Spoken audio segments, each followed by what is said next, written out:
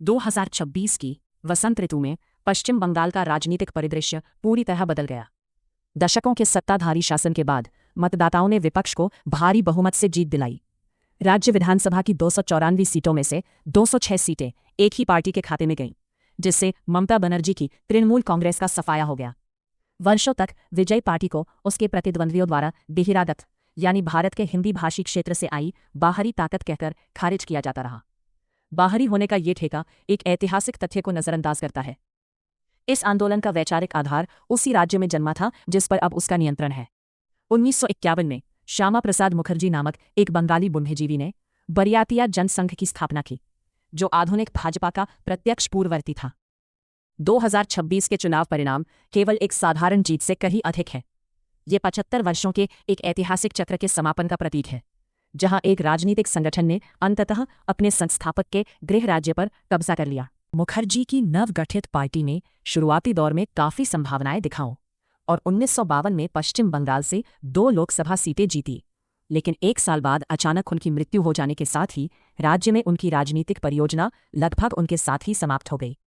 देश का अधिकांश भाग जाति और धार्मिक विभाजन से जूझता रहा।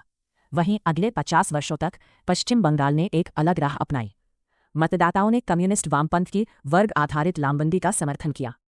1960 के दशक से लेकर 1980 के दशक तक मुखर्जी और उसके बाद की भाजपा का राजनीतिक महत्व लगभग नगण्य हो गया। वे राज्य के कुल वोटों का 1% से भी कम हिस्सा ही हासिल कर पाते थे। कम्युनिस्ट गठबंधन के सामने वे बौने पड़ गए। 50 वर्षों तक एक बंगाली बुद्धिजीवी द्वारा परिकल्पित राजनीतिक आंदोलन उन्हीं गलियों में एक भूत की तरह बना रहा जहां इसे गढ़ा गया था। पहली संरचनात्मक दरार 1990 के दशक के उत्तरार्ध में दिखाई दी।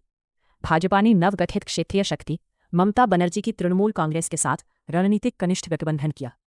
उस साझेदारी से कुछ छोटी मोटी सफलताएं मिली, जिससे भाजपा को राज्य में पहली बार विधानसभा सीटें मिली और बंगाली मतदाताओं में उसकी पकड़ मजबूत हुई। ये शांत उपस्थिति 2014 तक स्थिर रही, जब नरेंद्र मोदी के राष्ट्रीय स्तर पर उदय ने क्षेत्रीय सत्ता समीकरणों में बदलाव का उत्प्रेरक का काम किया। यह चार्ट पश्चिम बंगाल के वोट शेयर को दर्शाता है। हरे रंग के वाम मोर्चे वाले हिस्से को देखें। 2014 और 2019 के बीच उनका वोट शेयर 23% से घटकर 6% हो गया। जैसे जैसे उनका प्रभाव कम होता गया, उनके पूर्व समर्थक भाजपा में शामिल हो गए, जिससे 2019 तक भाजपा प्रमुख चुनौती बन गई। आंकड़े मतदाताओं के व्यवस्थित रूप से पार्टी में शामिल होने को दर्शाते हैं। पार्टी ने कमजोर पड़ते कम्युनिस्ट गठबंधन द्वारा छोड़े गए राजनीतिक शून्य को भर दिया। इस गति को विधानसभा में बहुमत में बदलने के लिए जमीनी रणनीति में यांत्रिक बदलाव की आवश्यकता थी, जिसके लिए शोधकर्ताओं द्वारा छद्म हिंदुत्व नामक अवधारणा का उपयोग किया गया।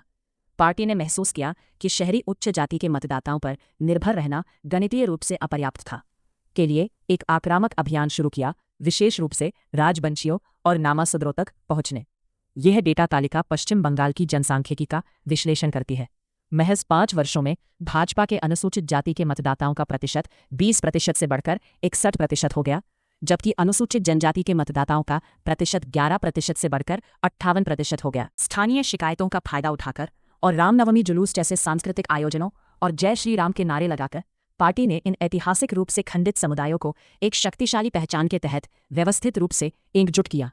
इस जनसांख्यिकीय हेरफेर के माध्यम से उन्होंने बंगाल की लंबे समय से चली आ रही वर्ग आधारित मतदान प्रणाली को प्रेरित पहचान आधारित गठबंधन से बदल दिया।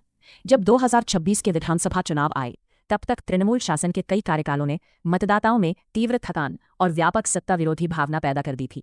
चुनौती देने वाली पार्टी ने प्रशासनिक हिंसा और पार्टी कार्यकर्ताओं द्वारा जबरन वसूली कट मनी को मौजूदा सरकार के कल्याणकारी वादों को कमजोर करने के लिए किया। उन्होंने अपने अंतिम अभियान को भी अति स्थानीय बना दिया।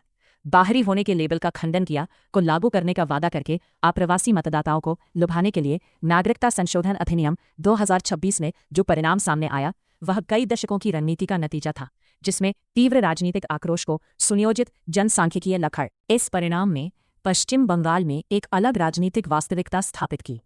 2026 की जीत राज्य में सत्ता हासिल करने और उसे बनाए रखने के तरीके में एक बदलाव का प्रतीक है।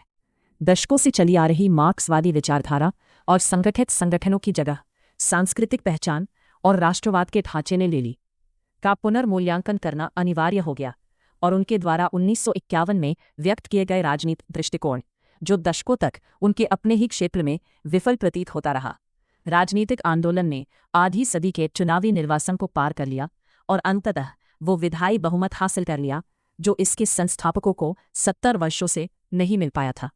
इसके लिए 75 वर्ष और पूर्ण जनसांख्यिकीय पुनर्विचार की आवश्यकता पड़ी।